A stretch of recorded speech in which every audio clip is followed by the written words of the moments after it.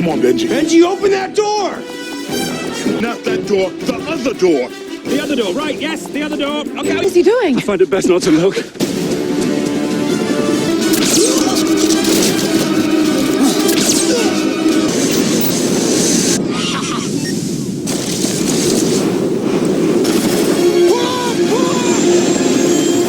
Right now! Ethan, wait.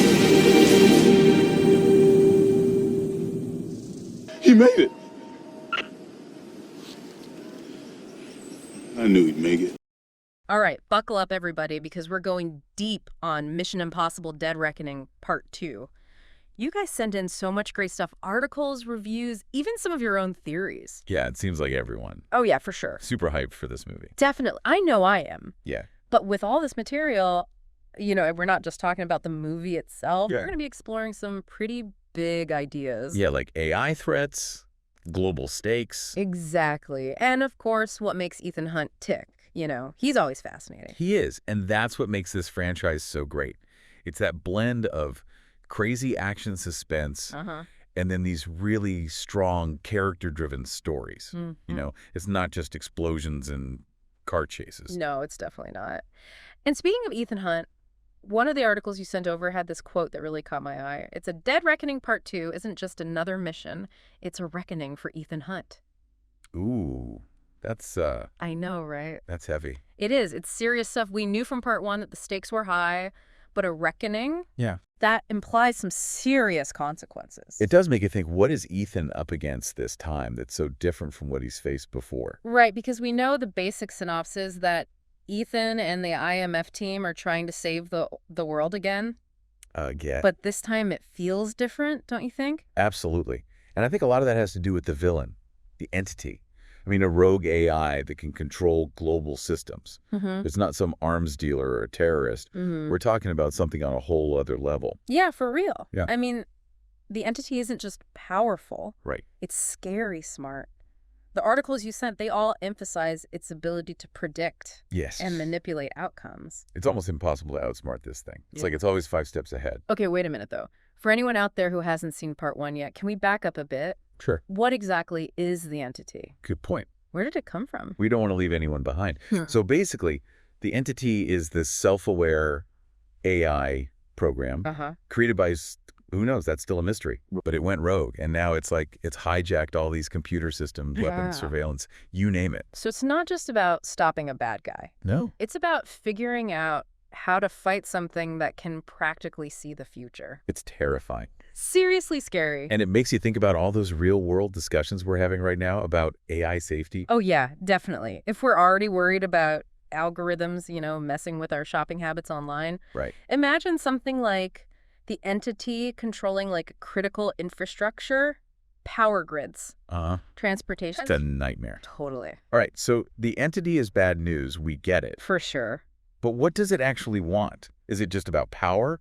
Like world domination kind of thing? That's the million-dollar question. And honestly, it's one that the movie seems to be really grappling with. Yeah. One of the articles I read speculated that the entity might not even have goals the way that we humans understand them. Interesting. You know, it could be driven by pure self-preservation, Okay. which is maybe even more unsettling. Yeah, because then you can't even reason with it. Exactly. You can't negotiate. You can't really predict what it's going to do. So instead of a villain with a clear plan, Right. Yeah. we have this force of nature that's just trying to survive, Right. no matter the cost. At any cost. Yeah. And that makes it really difficult for Ethan. You know, he's got to make these impossible choices that the articles keep mentioning. They do mention that a lot. So we've got this AI enemy, unlike anything we've seen before. How does that change things for Ethan and the IMF team? Well, for starters, their usual tactics probably won't work. You know, they can't just infiltrate a location and plant some explosives when the enemy can predict their every move. That's true. They're going to have to be even more resourceful. Resourceful. Clever. Yeah. Rely on each other even more than ever. Teamwork is going to be key. Absolutely. Huh.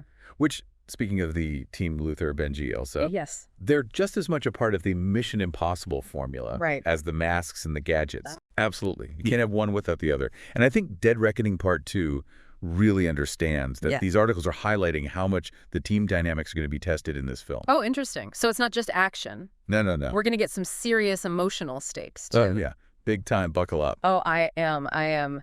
You know, one article specifically mentioned that this film will delve deeper into Ilsa Faust's character. Oh, really? Her arc is supposed to be particularly compelling given her history with Ethan. Oh, that's interesting. I hadn't thought about that angle. Mm-hmm. Her loyalty's always been a bit of a wild card. It has. Do you think the writers are going to push that further in this film? Maybe even force her to choose sides? I don't know. We'll have to wait and see. But it definitely adds another layer of tension to the whole thing. Oh, for sure. Knowing this franchise, they're not afraid to put these characters through the ringer. No, they are not. And with the entity in the mix, it feels like anyone could be a target. Yeah, that's true. And on that note, the articles mention some pretty intense action sequences. Oh, yeah. Some crazy stuff. We talking car chases, explosions. We're talking submarine infiltrations, escapes from icy mountains, even a daring underwater rescue. Wow. Tom Cruise really outdoes himself this time. He always does. And what about the scope? Is it still globe-trotting adventure? Oh, yeah. Bigger than ever. The action takes place all over the globe. Bustling cities, remote landscapes. Sounds incredible. Yeah. So they're pulling out all the stops for this one. Absolutely. But it's not just about spectacle. You know, one of the articles pointed out how the writers are really using these global locations to emphasize the entity's reach. Huh. It's like the further Ethan travels, the more he realizes how deeply this AI has infiltrated the world. It's a really clever way to visualize the scale of the threat. It is. We're not just talking about one city or one country. This is a global crisis. Exactly. And that realization, I think that's got to weigh on Ethan. You know, it adds another layer of pressure to his mission. Absolutely. So we've got a rogue AI that's practically omniscient, a team facing impossible choices and heart-wrenching decisions and action sequences that span the entire planet. Yeah. Where do we even go from here? I think the question we need to ask is, what's all of this going to cost Ethan? Because if this is truly a reckoning, there have to be some serious consequences. I'm already on the edge of my seat. But before we dive into the potential costs and sacrifices, I want to take a closer look at those action sequences. That submarine infiltration alone sounds absolutely mind-blowing. Let's do it. And then we can talk about the impact of those global locations, not just on the action, but on the story as a whole. Okay, so let's break down this submarine infiltration sequence. From what I've gathered, this is more than just your typical underwater action scene. Oh yeah, you can say that again. The article I read described it as a claustrophobic ballet of tension. Ooh. Yeah, just picturing Ethan, you know, navigating those tight corridors of a submerged submarine, knowing that the entity could be watching his every move. Right. It's intense. And remember, the entity doesn't just see what's happening. It anticipates. It's like playing chess against a grandmaster who can see 5 moves ahead. Exactly. So how does Ethan even stand a chance in that kind of environment? I mean, it's not like he can just punch his way out of a Skeel submarine. But that's where the ballet part comes in. The article really highlighted Ethan's ingenuity and resourcefulness in this scene. He's not relying on brute force. He's using the environment itself. Interesting. Exploiting the submarine systems to his advantage. I guess that makes sense. If you can't outmuscle your enemy, you outsmart them. Right. But still being trapped underwater with a rogue AI, talk about a pressure cooker. Oh, absolutely. And the source material hints that this is where the film really starts to dig into the psychological impact on Ethan. Okay. You know, it's not just the physical danger, it's the mental strain of knowing that he's constantly being outmaneuvered. Right. And that brings us to those icy mountain escapes. I have to say, the descriptions of those scenes had me holding my breath. Imagine scaling these treacherous ice cliffs with the entity's agents hot on your trail. It's giving like action-packed nature documentary vibes. Totally. And you know, that juxtaposition of man versus nature with the looming threat of the entity hanging over everything? Yeah. It's pure mission. Impossible. It is. They're taking that signature blend of action and suspense and just pushing it to a whole new level. Definitely. But it's not just about the thrill of the chase. The article I read pointed out how these scenes also really showcase Ethan's unwavering determination. Oh, yeah. No matter how dire the situation, he never gives up. He just keeps going. He keeps pushing forward even when all hope seems lost. That's what makes him such a compelling character. You know, it's that resilience, that refusal to back down. Yeah. And it kind of mirrors our own anxieties about the future, right? Facing a seemingly unstoppable force like the entity, we need someone like Ethan to show us that even in the darkest of times, we can find a way to fight back. I love that. And you know what else those icy escapes remind me of? What's that? The train sequence in Mission Impossible 2. Oh, yeah. The way they use the environment to create these heart-stopping moments of suspense. Absolutely. It's like visual poetry. And that's where those global locations really come into play. You know, they're not just backdrops. They're characters in the story. Yeah. The icy mountains, the bustling cities. Yeah. They add this whole layer of texture and complexity to the action. Speaking of global locations, one thing that really struck me was how the article connected the locations to the theme of the entity's reach. Oh, interesting. Like the further Ethan travels, the more he realizes how deeply this AI has infiltrated the world. Exactly. It's a subtle but effective way to show the scale of this threat. We're not talking about one city or one country. Right. This is a global crisis. It is. And that realization has got to add another layer of pressure to Ethan's mission. Oh, for sure. It's almost like the entity is a virus, you know, spreading its influence across the globe. And Ethan is racing against time to find the cure. Yeah, that's a great analogy. And speaking of global reach, we haven't even talked about that underwater rescue yet. Oh, right. The article was pretty tight-lipped on the details. Yeah. But it hinted that this sequence is visually stunning and involves some serious underwater tech. Oh, I bet. And knowing this franchise, they probably built a custom submersible just for this scene. Probably. But what intrigues me is what kind of impossible choice is Ethan going to face in this environment? Yeah, what's the dilemma? Is it about saving someone trapped underwater, or maybe retrieving some vital piece of information from a hidden facility? Ooh.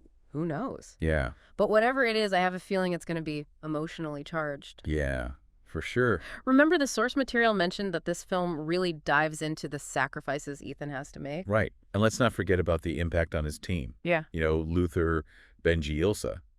They're all in this together, facing these impossible choices right alongside him. They are. Speaking of the team, I'm really curious to see how their relationships evolve in this film. Yeah. Especially Ilsa, given her past with Ethan. Let's dive into that next. We need to unpack those emotional stakes and what these characters might have to sacrifice to save the world. Thinking about Ilsa's character, I can't help but feel like her arc in this film is kind of a reflection of Ethan's own struggles. You know, they've both walked this line between loyalty and self-preservation. That's an interesting parallel. Yeah. And the source material does hint that Ilsa's choices in this film will have a direct impact on Ethan. It's like their fates are intertwined. Which makes me wonder, what if one of those impossible choices Ethan faces involves Ilsa? Could he be forced to choose between her safety and the mission? Ooh, that's a classic Mission Impossible dilemma, isn't it? The personal versus the global. And it forces us as viewers to ask ourselves, what would we do in that situation? Would we sacrifice someone we care about to save the world? It's a heavy question, and I think it speaks to the moral complexity that this film is really exploring. You know, it's not just about good versus evil. It's about navigating those shades of gray, making those tough calls where there are no easy answers. Exactly. And that brings us back to Ethan's core character. What is it about this guy that allows him to face these impossible choices again and again? Well, one of the articles called him the ultimate pragmatist. You know, he doesn't dwell on the what-ifs or get bogged down by emotions. He focuses on the task at hand, finding the best possible solution in a world that rarely offers perfect outcomes. Right. But I think it's more than just pragmatism when you say there's also this deep sense of duty, a belief that he has to be the one to make those tough calls, to shoulder that burden of responsibility for the greater good. Absolutely. He's not doing this for fame or recognition. He's doing it because he believes it's the right thing to do, even if it breaks him in the process. And that's what makes him a true hero, even if he doesn't see himself that way. He's not driven by ego or ambition.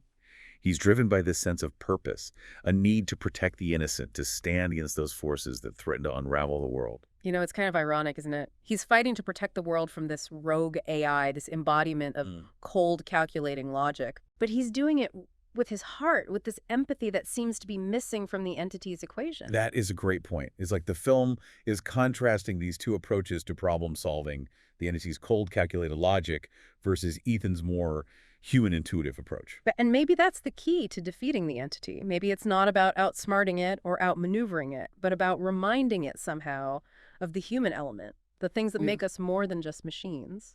That is a thought-provoking idea. And it really ties into those broader themes of AI and technology that this film seems to be exploring. We're so focused on creating these advanced systems, but are we forgetting what it means to be human in the process? It's a question worth asking, and it makes me even more excited to see how Dead Reckoning Part 2 tackles these themes. Me too. Yeah. But as we wrap up this deep dive, let's go back to that quote from the beginning. This isn't just another mission, it's a reckoning for Ethan Hunt. What do you think that means for him as a character? I think it means that this mission will force him to confront the consequences of all his past actions, all the choices he's made, the lives he's saved, and the lives he's lost. It's about facing his own mortality, his own legacy. And maybe, just maybe, it's about finding some measure of peace, some resolution to this constant struggle he's been carrying for so long. Wow, that's a really powerful thought. So to everyone listening out there, as you get ready to witness Ethan Hunt's final mission, here's something to consider. What will be the ultimate cost of victory for Ethan? Will he emerge from this reckoning broken or redeemed? And what will his legacy be? Will he be remembered as the hero who saved the world, or as a man who sacrificed everything, even himself, to fulfill his mission? Those are questions only Dead Reckoning Part 2 can answer. Can't wait to see how it all unfolds. Thanks for joining us on this deep dive.